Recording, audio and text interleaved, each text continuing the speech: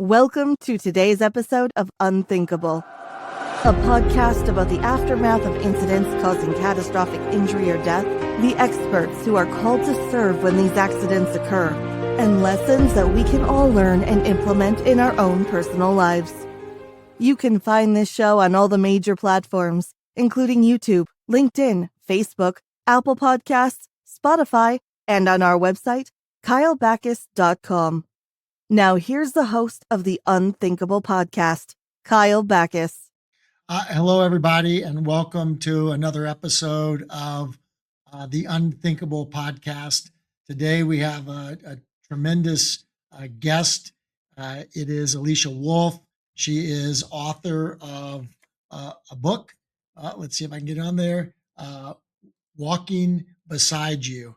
And we're going to learn about Alicia Wolff's book. It's subtitled A Widow's Journey, and it's an incredible read, and I would highly recommend it to everybody who listens to this podcast. It's really a tremendous piece of work, and I appreciate so much, Alicia, you being here with us today. You know, it's interesting because our show takes a very broad look and sometimes very specific as to people who are involved in one form or another in catastrophic, horrible events that affect families. Everybody who comes on the show could be an expert in a field of investigation, to a coroner, to a medical provider, to a grief counselor, etc.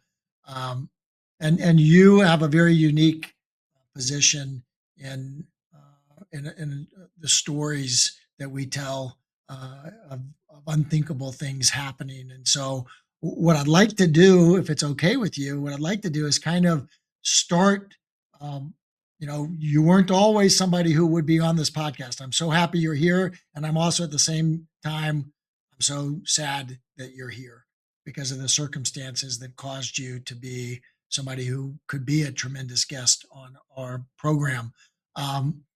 Can you talk just a little bit before we get into the book? What was your life like before February 5th, 2024? Tell us about your life before February of 2024. Yes, definitely. Well, first, I just want to say thank you so much for inviting me. It's such an honor to be here. And you're right, it's a terrible club to be in, a club that has experienced loss. But we're definitely in it together, that's for sure. So before February 5th, 2024, I was and still am a nurse. I had just become a nurse 1 year before, working at the hospital here in the northern part of Denver. And so from that, I learned some skills, and was able to work extra while my husband, Creston, was taking care of the kiddos. Well, I can do those bonus days that we always love to do and get the extra income. But, he spent most of the time with the kids, actually, and he drove them around. He was chauffeur. He was, the home cook and nurse, and helping me so much with just raising them up. And for that reason, I'm very grateful they have all of those memories, just the three of them. So besides that, we lived where I live now. And I've just made some changes, of course, but he would work as a pianist in the ballet at the Colorado Academy, and also with the company there. He worked before that when we were living in Denmark. He worked for the Royal Ballet. He played for the Queen. He played for the Crown Prince. I mean, we had a lot of fun in the arts, a lot of music. We were surrounded by music. He played the accordion at home. I have endless videos and so many pictures of us just enjoying sitting around him while he played some music. And how old were your children in in February of 2024. They were 7 and 9 at that time. Yeah, and Creston was 44 or turning 44. My And math. you mentioned Denmark. Yeah, Yes. tell us about the heritage of Crescent. Yes, he's Danish. So we had and have a bilingual house. Danish is the only language he spoke to them. He wouldn't let them respond in English. He made his family members speak only in Danish, even if they tried to sneak some English in there. He would hear it. He had this perfect ear to hear English coming out of the kids' mouths if they were not talking to me or to somebody who didn't speak Danish. So he was very strict about it. He lived out there before we met his whole life. He was born in Aarhus, or not in Aarhus, south of there, southwest. And that's kind of a part of Jutland, which is another island away from where Copenhagen is. And so he had very much a life where it was easy, calm, family and friends always surrounding him. So we went there a lot to go see the farms, and we had some stables, friends who had horses. So the kids kind of got that side of life as well. Oh, that's terrific. Sounds like a lovely family with two beautiful children. Um, and if you're comfortable, can you take us back uh, to February 5th, 2024? I know you have written about this in your book, and Yeah, can you tell us about February 5th, absolutely. 2024?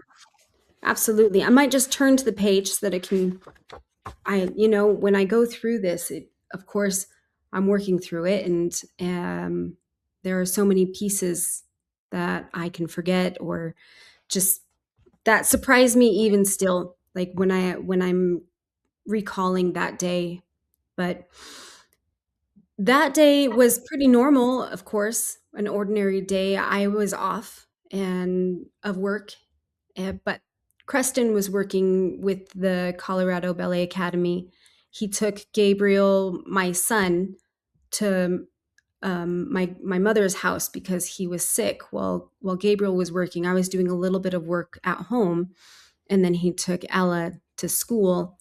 And after work, he picked up Gabriel, and Ella, he picked right up right after. Usually he goes and he parks before grabbing the kids, but this time he didn't park. He just went through the drive-through lane to pick up. So everything went a lot faster because usually when he's picking up the kids, he's talking for about a half an hour with all of the parents because he just loves chatting it up with everybody. He was the social butterfly in the family.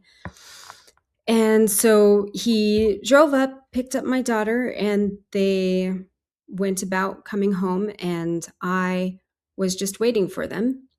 And how far is that school from your home?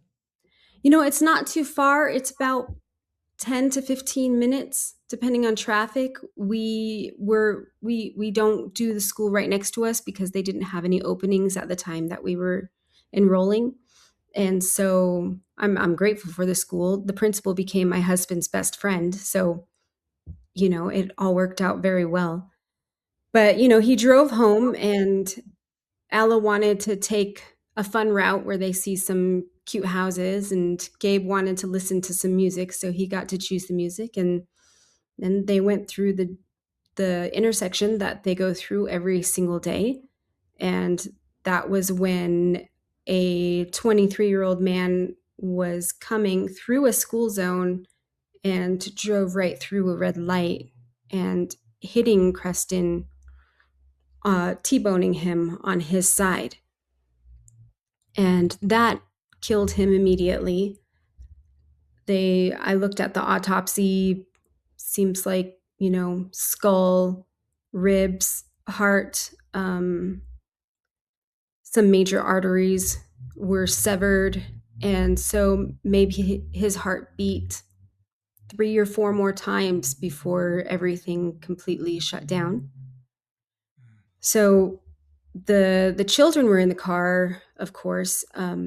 Thankfully, Gabriel really wanted to sit in the front seat, which we usually don't do, but he sat in the front with um, his car seat, and of course, the airbag didn't go off on his side. But because of that, Ella sat behind Gabriel, which is probably the only reason why Ella is alive right now, because the whole left side of the car was completely indented by several feet. So I don't know why it happened. Those synchronicities are unexplainable, but thank God, I could have lost two or more of my family. And so they were in the car for a while. Neighbors came and checked in on them until the police came and until the EMTs and other emergency support came.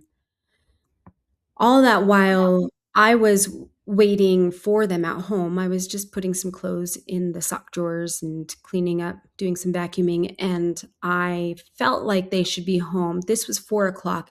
They're usually home around 3:45.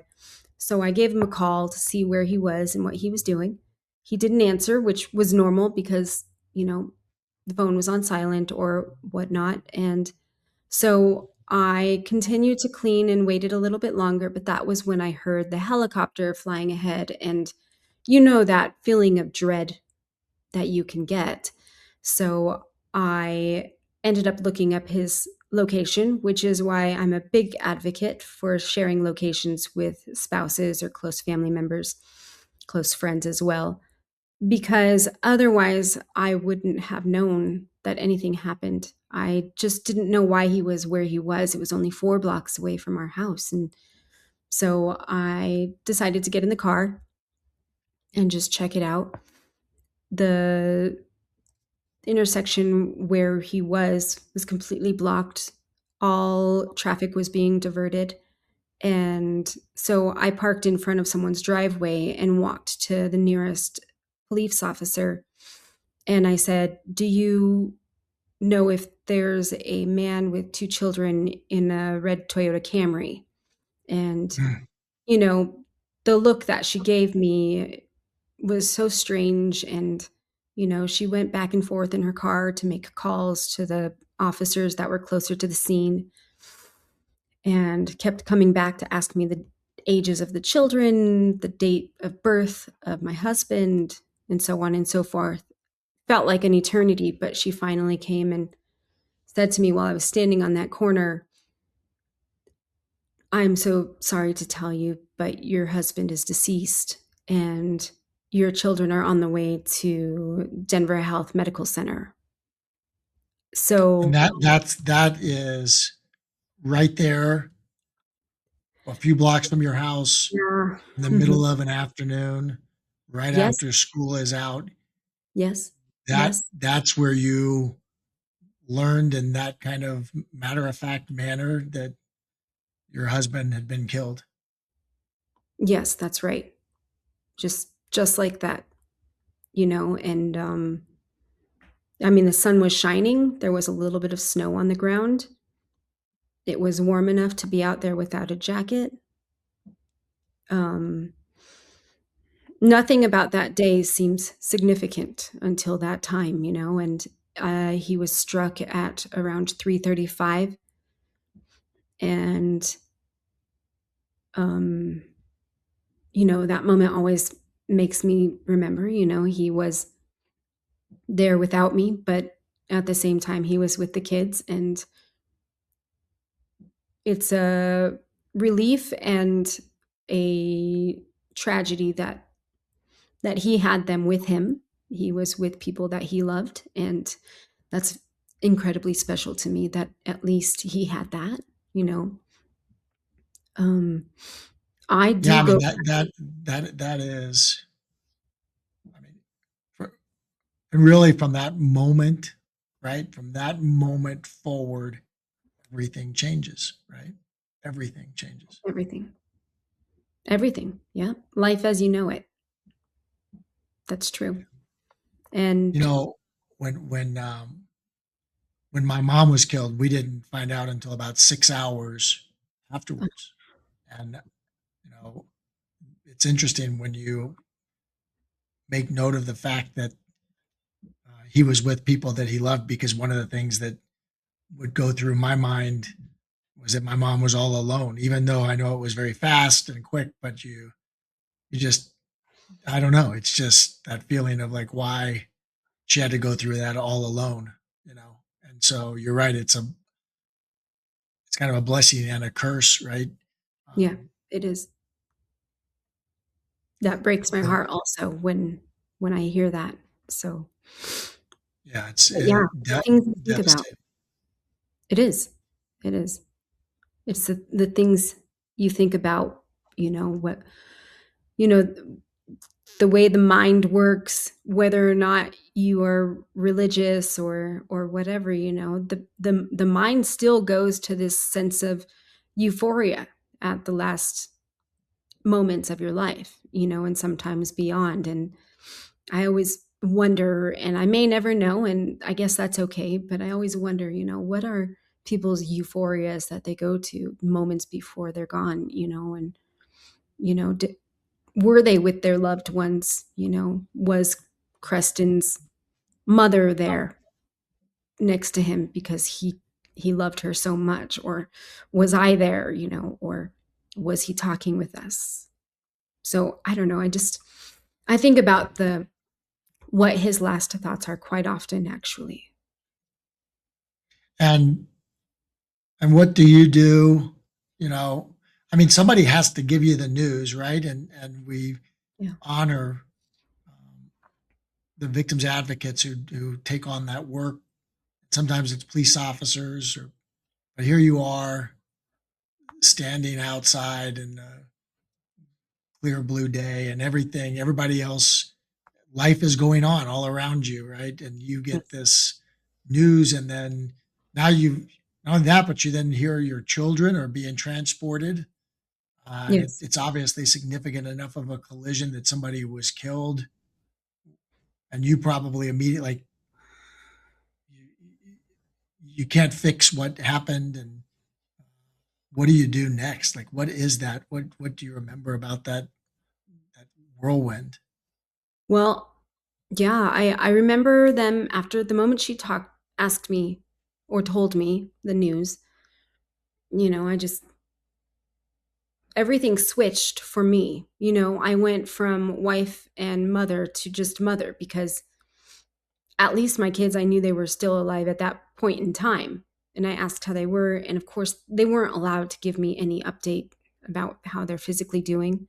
They just said they're being sent to the pediatric ER and then later on to the ICU. And so I didn't know if they were hanging on by a thread or if they were pretty okay and just chatting and, trying to figure out what just happened. So one of the officers drove me to the hospital, was so wonderful. But the first thing that I did when I went back to my house where he was going to pick me up, I grabbed a teddy bear for each kid. And then I grabbed my wallet and I stopped for maybe 5 seconds and I just made a promise. I was standing right here, actually, where I made a promise to Creston that I'm going to take care of them and I'm going to do everything for him that I can.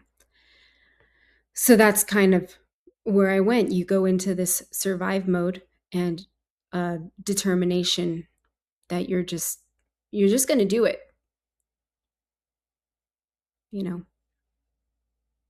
And so you went to the hospital, and uh, how quickly were you able to learn that your children were going to be okay? Well, we didn't know right away because, there were some fractures. Gabriel had fractures in his face. They both had TBIs, but Gabriel's happened to be a lot worse. He had a subdural hematoma. So they were trying to make sure that it was, you know, okay for that moment in time. Ella had fractures in her spine as well as in her femur, her right femur. But it took probably a good 3 hours before we knew, okay, we're just going to go to the ICU and keep everything, make sure that they're okay through that. And they were there for a few days. Well, Was your medical training helpful or hurtful to you? Did it make you like what? I just wonder with your background, um, I did that mean, did it give you? yeah, it did. It helped for me to know the mumble jumble of it, but at the same time, I was definitely in a daze of. I had like this cloud in front of me. I kept on going back to this Creston's dead cloud. And so it took me a while to figure out what was going on a little bit after I knew that they were at least going to make it through. So basically I was like, so what's going to happen, And they just laid it out for me, which helped. And then were you then like tasked with calling relatives and informing, or who Yeah. was somebody there to help you, or did you have a Yeah. support? Tell me about that. Well, I called my mom and my dad, and they both came. And my stepfather came, and then some other relatives, aunts and uncles, my grandmother. They came to the hospital to just be there, supporting and stay with the kids while I made the phone calls. And then after that, I had to call Denmark 8 hours ahead of time. So I was waking them up with the worst news that they could receive. I had to call all the siblings. He's one of 5, so I called Oh each my of them. goodness. And I will never forget the sounds and the cries that they made for me telling them, there was a really bad accident and Creston's dead. So Yeah, one of the things that is so difficult about the telling and the receiving side is that you deliver the news or the news is delivered to you. And there's nothing you can do to change the outcome. And so the conversation, it's a very weird, very strange telephone calls because you give the news, somebody's obviously extremely upset or you're extremely upset. And and then yes, it's such a surreal experience because you get off the telephone and you're like, well, okay, you know what I mean? There is no playbook for what happens next. You know what I mean? It's just a very yes, weird conversations to have. that's absolutely right. And just, I mean, in one way, because his siblings were so close to him, and then they did not want me to call his father. They wanted to go to him because his father was ill at the time, and so they they asked me to hold off on that conversation and wait until they were all there together. But me having his siblings to talk to on the phone and do nothing but weep was probably one of the most supportive things that I could have had at that moment. Because, with the kids, I just had to be strong. And and then I had to tell the kids later on, which was a whole nother thing, and because with Gabriel, he was awake the whole time. He kept on calling out for Creston. Fa means daddy in Danish, and so he would just say, Fa, Fa, are you okay? Fa.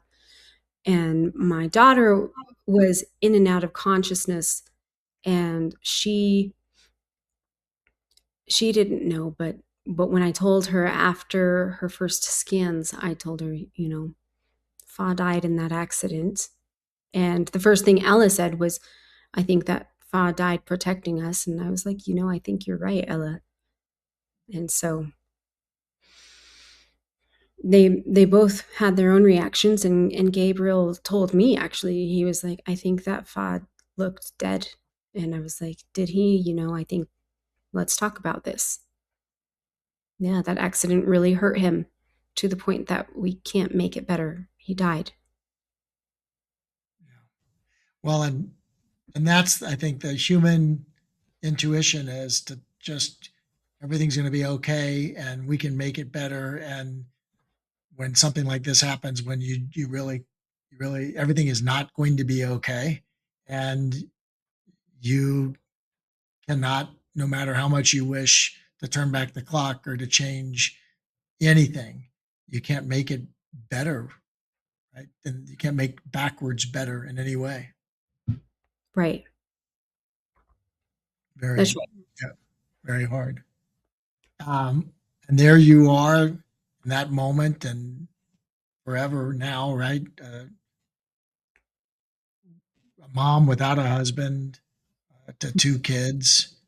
Um, Mhm. and you have, as you've moved through every day and the grief that comes with every day, you ended up putting, I guess you were journaling, and you ended up, because your book, your wonderful book, Walking Beside You: A Widow's Journey, is seems to be a collection of contemporaneous journaling that you did. Is that right? Yeah, that's right. Yeah, I would drop off the kids, and then I would go to a cafe. It's like, because I couldn't manage making it home by myself.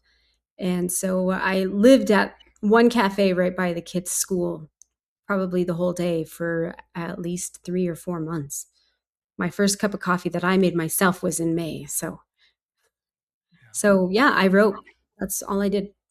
I wrote and I listened to music and I cried. And so they got pretty used to me being there. So grateful. Yeah. Well, and so difficult. What such a difficult journey to know that you have to then somehow come home, and the kids, uh, they right, in some way they need to know that you're okay, or that you're going to be okay. Okay is a weird word because it doesn't mean good, right? But Right. that, that you're that you're not going to die, or you're okay, right? Some sort of, but yet, um, Yeah, that's absolutely there's right. there's nothing like the loneliness that comes along with that grief too, right? Yes, that's right. That one foot in front of the other feeling that you have to have. And, the kids, their empathy quotient, I guess, is incredible. They are able to make, at that point, I couldn't get up quickly, so they took care of their own breakfasts. I supported them with getting clothes and getting ready for school. And then I made sure that everything necessary was taken care of, all while barely hanging on. But Ella and Gabriel really showed up for me in those first months. And now of course it's switched again, but those first months were really hard, and friends and family really helped out by providing meals, because at that point I couldn't think about food. I mean, why would we need to eat? I didn't feel any hunger, and of course the kids did. So yeah, a lot of people showed up for that. Yeah, it really is. In the early days, it really is making it through the next hour, right? And then like, how am I going to manage to make it through the next hour? And then the next hour after that, when you say like putting that one foot in front of it, I mean, it really in your core becomes this uh, struggle for just survival through the day, right? I mean, just, I mean, really, I'm not Yes. being Yes. overly dramatic about it. No, not at all. Not at all.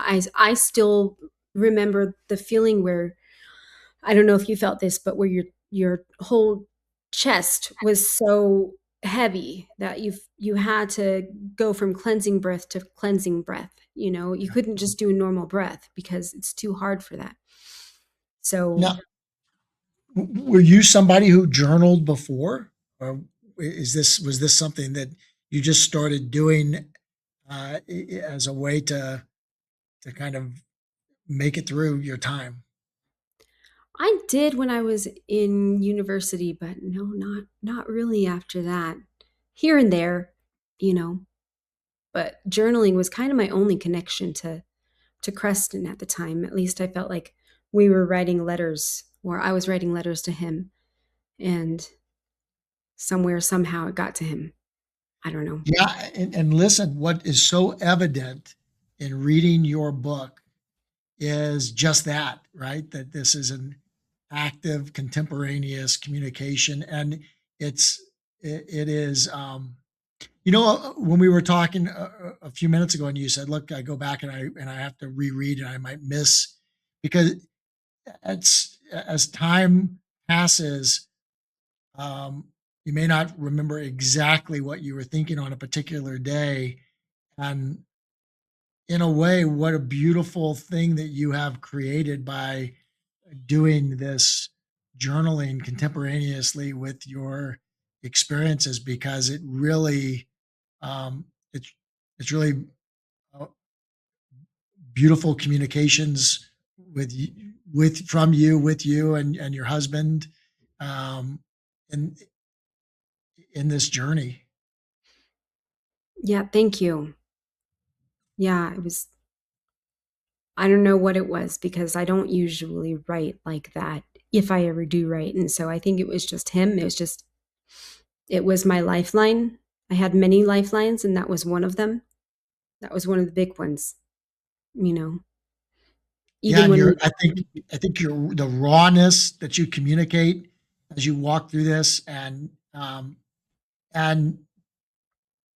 the the different like raw feelings, the anger, the frustration, the boy, that's such a human experience of um, you know, why are you left here to have to deal with the aftermath of this in part is expressed through here too.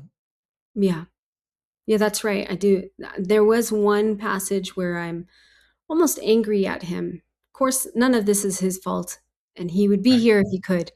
But there have been times where, you feel that anger because, you he does he know, and that's pretty much what I wrote, like, do you realize that I was there to receive the news of your death? Do you realize I was there to take care of the kids when we were in the hospital? I was there sleeping at night in the hospital, well, and trying to just fall asleep while my pillow is just completely drenched. Or were you there when I had to take the kids back to school? You weren't there for any of this.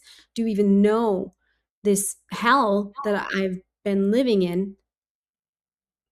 Because I mean, I don't know if you know.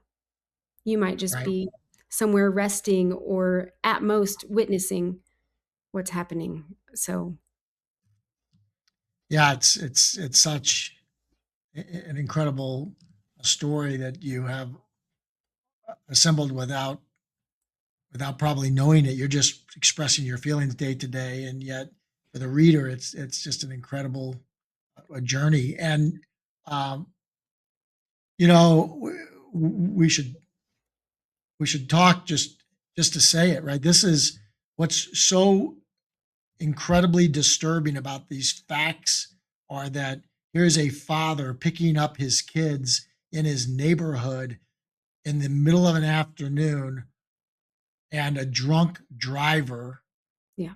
23-year-old drunk driver Yeah. with the state minimum $25,000 of liability insurance blowing through a red light Hmm.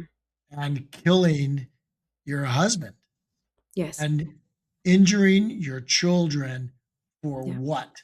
For nothing, For right? no, For nothing. yeah. I mean, just talk about ridiculous. Yes.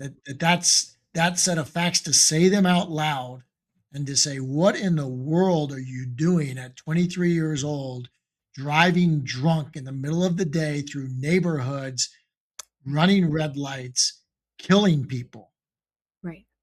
That's right. And you know what? No matter what that person felt, and whatever level of remorse or no remorse, whatever that person felt, what they didn't have to do is wake up without a dad, or wake up without a spouse, or wake up, all due to that person's consequences. It's Right. ridiculous, honestly.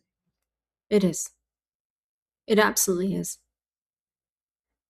You know? So, I mean, and that anger is not lost either, right? I mean, it's like, No. are you kidding me? Like, you actually, like, that's the thing that comes back to me. Now, my mom wasn't killed by a drunk driver, but by a commercial driver. And there's still days 6 years later where I'll wake up and I'm like, I can't believe that that really killed you. Somebody really ran over and killed my mom, right? For Mm. no reason at all. And so I know that's, and I can't imagine when it's a drunk driver that does this. How does Yeah. that, I mean, how did you process that? Or are you still processing, I'm sure? Like, how do you deal with that piece? I certainly am still processing. When it first happened, and probably the first year, I didn't even know his name for the first year, probably, until we, started to do the court proceedings and stuff like that. I just kept his name out of my brain. I couldn't. And so, even still, I'm kind of like, I don't want one side of me, I don't want this to ruin his life. Of course not. I want this to be something that makes him a good person, and he can remember me and remember my husband and my kids every single day, and use that as a motivation to make a good change in the world. I don't know if that's overly optimistic, but that's what I hope. At the same time, I don't think about him. I really don't. I don't. Maybe it's just a protection that my brain is like encapsulating that portion so that I don't have to worry about it right now. Maybe I can't handle it. I don't know. But yeah, I don't think about him. I don't wake up thinking about him. Waking up also in a prison. I don't I I wish him to make a good change, but I also he doesn't take space. There's so many other things that take the more important space, Yeah. Creston, the kids, my future, my joy. And I don't I was telling someone earlier, I don't feel like forgiveness is my job. I don't think that I'm forgiving him. But I also don't feel like forgiveness is something that I need to do anyway. I don't harbor that kind of um, anger or aggression towards him in any of my thoughts. So that's why I don't feel like I need to forgive him. It's just it Yeah. just is what it is right now, and he made a terrible mistake and chose to live incredibly selfishly, and chose to get into a car after not being at work all day as a 23-year-old man, hanging out with possibly friends who were doing the exact same thing, and thinking that he can make it home, ramming through a school zone going 60 miles per hour and hurting my husband, and could have hurt many, many more families in the process too. Yeah. And I first of all, incredible statement that you just made about your feelings in regards to him. I mean, and I'm with you, like, on, like, the forgiveness thing. And I've dealt with, everybody deals with this situation differently, and I've worked with and helped a lot of people kind of traverse this process. But in my own personal, like, I cannot think about forgiveness either. I don't want to forgive. I don't care to forgive. Um, it's not okay what happened to your husband. It's not okay. And there's a accountability and a consequence. And I do think it comes down to the word that you said, which is so true. And that's why it's so ridiculous. Selfishness. It's Mhm. so selfish for Yes. anybody to to make the choices that were made, because the consequences, like they were here, are sometimes irreversible. You cannot fix it. Killed somebody. Yeah. Awful, That's awful. that's right. It is unthinkable. It Yeah, really is. it's Yeah. well. Let's talk about. First of all, I do want to go through a couple of the book excerpts that stood out to me, but I want to ask, as part of your, first of all, you're very expressive, um, and this book is so expressive, and like I said, so courageous of you to publish. Um, why did you decide to turn your journal into a book? Funny enough, I was showing some people parts of it and maybe writing a little bit from what I wrote in my social media. And so people would say, you should write some of this stuff down so other people could read it. And so I just started dictating what I wrote into my word processor and thought, well, let's see what can stay and what can go. And after a while, I was like, I should publish this. I feel like this could really help if even just one person, because I'm really grateful that I was able to get my feelings out onto a page, which is not easy for some people. I'm me expressing through word is a little bit more difficult orally, but to be able to write it down was something that I'm really grateful I could do. And so since then, I've actually met several of my friends who had lost a spouse beforehand or actually have just recently lost a spouse. And it breaks my heart that they're going through exactly what I had to go through. And in different circumstances, of course, but still that waking up and knowing that, oh man, I'm a widow now, or oh my sister's gone, the one who was supposed to be with me the rest of my life, for my whole life, et cetera, et cetera. And so being able to give that is something that I consider a huge fortune that I can offer that to people. Yeah, amazing. And I would say that um, a journey through grief can be a very lonely experience. Uh, Oh yes. and I feel like um, reading your book is almost like you have, uh, as an outside, like almost as you have a friend who is sharing their experience, that is uh, strangely comforting in a way, because it's like, oh, I felt that. I know what that feels like. You know Yes. what I mean? It's Absolutely. I don't know if that makes sense to you, but Oh I think yes. it's an important aspect of it. Absolutely. I feel like the human experience is part of it, is being able to share in that and not feeling alone, not feeling crazy. Because, when you're going through that, you definitely do feel like you're going insane. And to be able to say, you're not alone and you're not crazy, this is a part of it. And I've been there, I might go there, or that might just be your own experience, but I'm here for you for it, and on that note, people who grieve, the first thoughts that I had when Creston died was that I didn't know people walk around with this much pain in their hearts. I didn't know people could walk around with this much pain in their heart. And now here I am doing exactly that. And it was a huge eye opener for me. How can people live in this sense of pain that I'm doing right now? And as hard as that was to realize, it also helped me see that a new world has opened up to me of the human experience, a whole new dimension of depth in just being human and relationships and love. And, I'm I'm amazed by how much that has opened up for me too. It's a terrible Yeah. way for it to, but it has. And Yeah, it is incredible because it there's this and boy, you just said that so perfectly.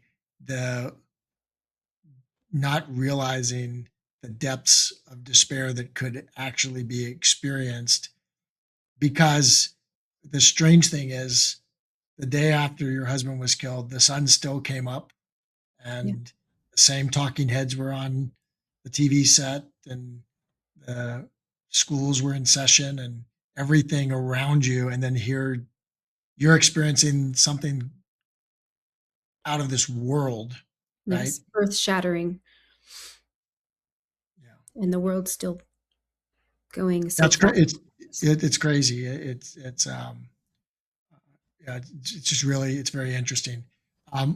Let me, if you could, uh, and I don't know, you have a copy of your book there. There's a You. September 23rd entry that's on page 147 of your book, and Yes.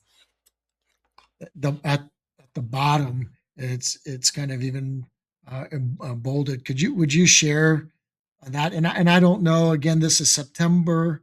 Um, your husband had been killed in February, Yeah. so you're several months out. And I don't know if you remember even writing this entry, but I thought that there's some just Yes, I would very love to. raw experience expressed here. Can you tell us about this and read maybe that last paragraph? Sure. Yes, I would love to. Oh, yes. Okay. Um, you died, and I'm the one who has to find the pieces, pick them up, and rebuild a semblance of a life without you. And yet I am. I'm doing it all for you. But why do I have to do it all without you? Yeah. Hmm. That's right. That's actually the same passage I was talking about earlier. Oh, it is. Okay. Well, I mean, in hindsight, I mean, it's almost poetic, really. You know what I mean? This way that you're thinking. Um, Yeah. yeah, it's just, and so you're just when you're doing this entry, you're just sitting in a cafe, or were you Yep. writing this from home at this point? You're sitting in a cafe and just Sit in a cafe. writing to your husband. That's right. Yeah. Probably making quite a scene of crying, but it definitely doesn't bother me to cry in front of people now. That's for sure. Yeah. Yeah. Yeah. Maybe there's one other passage, and this one actually begins on page 183, and it's December the 24th, 2024, right? Uh-huh. Christmas Eve, a very short passage that's on page 183, um, and then a quote that is on page 184. And I wonder if you could just share what you wrote. Sure. Well, page, let's see, 183. 183. Yeah. This is the this is a 322nd night without you by my side. All I want to do is talk about you. All I want to do is be with you. All I want to do is get lost in my memories with you, thinking about the things that made us laugh. Your chuckle, your imitation of Carson from Downton Abbey. And I say a little bit earlier, I just wish you were here. I wish we had more time. How are you gone and how is it forever? Why do I miss you forever? Why do I have to remember you forever? And then the next Yeah. And then the next page. Yeah. it says there's a cruel irony in grieving the very person who would have been your anchor through the devastation of their loss. Yeah. That is, and I just want to reread that. There's a cruel irony in grieving the very person who would have been your anchor through the devastation of their loss. Yes. Wow. Yes. I mean, incredible. And on Christmas Eve, you also wrote, keeping far close to our hearts today." Right? Yes. That's Yeah. right. I mean, just incredible. And that's just a brief taste of, how open you are to your feelings here. And I just think it's so important because there are, and I really am was a proponent of the book, the kind of the Pathway Through Grief book, that It's Okay, You're Not Okay by Megan Devine. I Oh, talk about yes. it. I give it to my clients. That is more of like the nuts and bolts of what you're experiencing and um, how you're going to get through Hmm. this. You're not providing a self-help sort of. This is you sharing your experience one entry at a time in a way that I think I haven't seen another book that does this, and it's incredible. Well, thank you for saying that. I mean, I am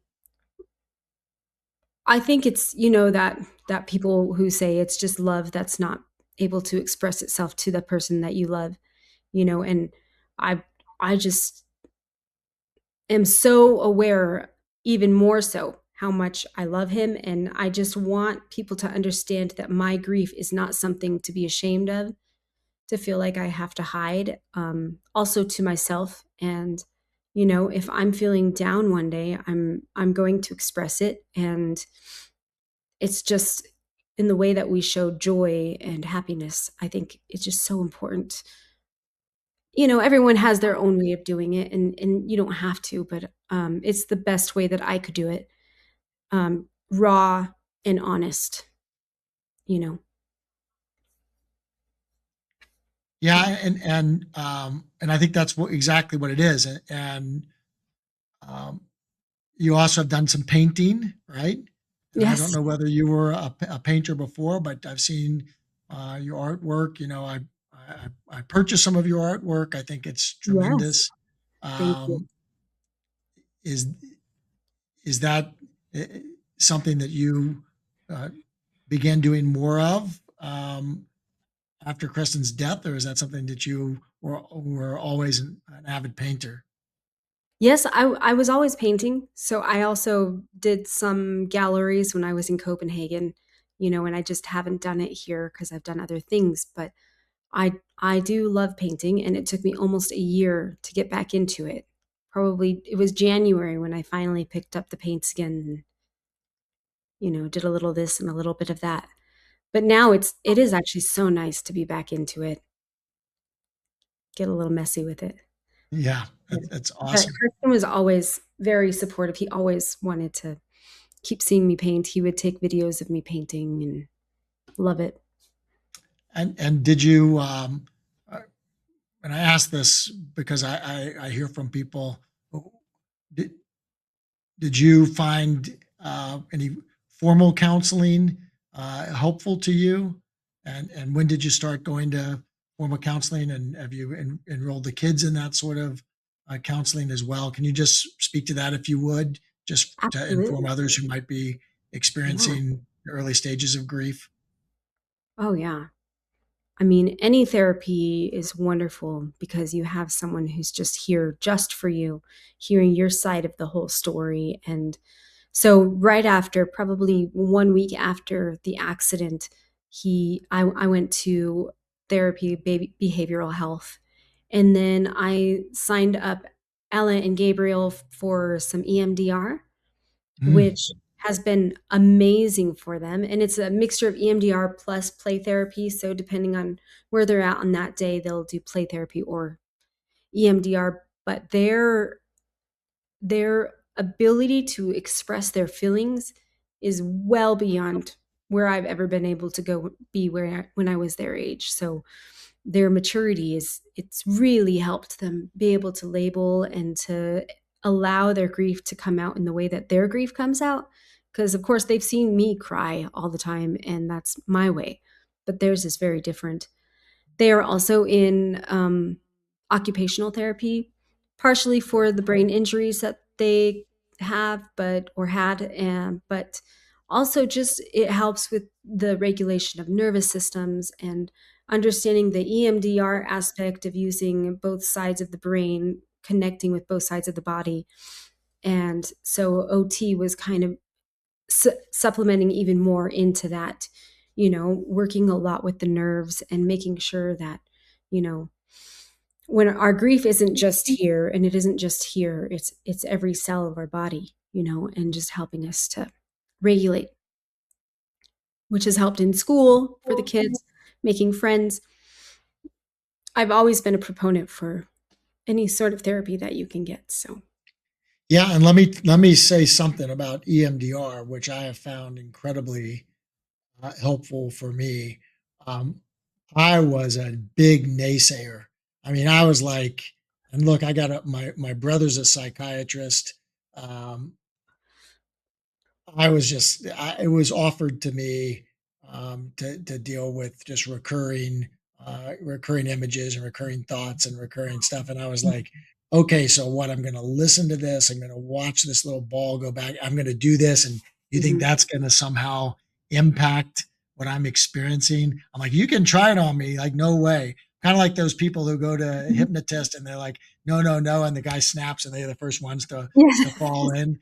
I mean, I was like, no way is that going to help me. And there's Mhm. nothing in my therapy experience following the death of my mother that was more helpful in hindsight than EMDR. It was so helpful to me, Yes. and I am now like a big proponent of like, man, because I had for months these very recurring experiences, and every time I go back through an intersection or what have you, and I can't even get there. I can't even get there, and Mm. and it's been such a relief to me. So it's interesting that you brought that up. And we never talked about that before. So I did not, we didn't, that was not No, something I that, know. yeah, but it's just amazing your kids have had that same experience. It was very, very helpful, I thought. Yes, I think so. I mean, I've just started because, funny enough, I was also quite resistant for myself. I was like, "Yeah, it'll work for them. Yeah. I'm good. I got my talk therapy. I'm good." But now I've just started about a month and a half ago, and I'm like, "Oh, okay. I see what you're saying." So Yeah. yeah, I've always gone on walks, which I guess is a form of EMDR. So that was kind of my exercise, but now I get it. Yeah. Well, Mhm. good. We're really out of time. I appreciate so much uh, your willingness uh, to be raw and open and vulnerable in today's world that it's so important and so uh, uh, so helpful to the human experience. And Mhm. your book is great. Where can people find you or find your book? Um, can you give us some insight into how they can locate you, how they might be able to see your artwork? Just eh, Absolutely. yeah, Absolutely. tell us how Yes. to find you. Yes. Well, this is the book. There we go. Very nice. You can get it on Amazon or Barnes& and Noble in probably 50 different countries. There's other places if you just look on your local Google that's in your house, you can find it. We also have audio books where it's me reading it, which is a lot of fun if you want to hear it read in my voice. And then we have soon, it's going to be coming out in print in French. So if you feel like reading it in a romantic language, that's it for you. Nothing in Danish, it's not as romantic. Um, and so, but we're also working on that one next. As far as my art goes, you can just send me a message. I can add my email with Kyle if he would be interested in doing that. Yes, Yes. So, but it's absolutely. easy peasy. Well, again, the book is Walking Beside You, A Widow's Journey. Alicia Wolff, so appreciative of you joining us today and for everything that you have done to put this out into the world. So really appreciate it. Thank you, thank you, thank you. Yes. Appreciate you being here. And thank you so much. Thank you for this podcast. It's helped me so much. And you have helped me become a good friend and connected with me with so many wonderful people. So thank you. You've been tuning into the Unthinkable podcast with your host, Kyle Bachus. You can find this show on all the major platforms, including YouTube, LinkedIn, Facebook, Apple Podcasts, Spotify, and on our website, kylebachus.com. Thank you for your positive reviews, comments, questions, and for sharing this show with others.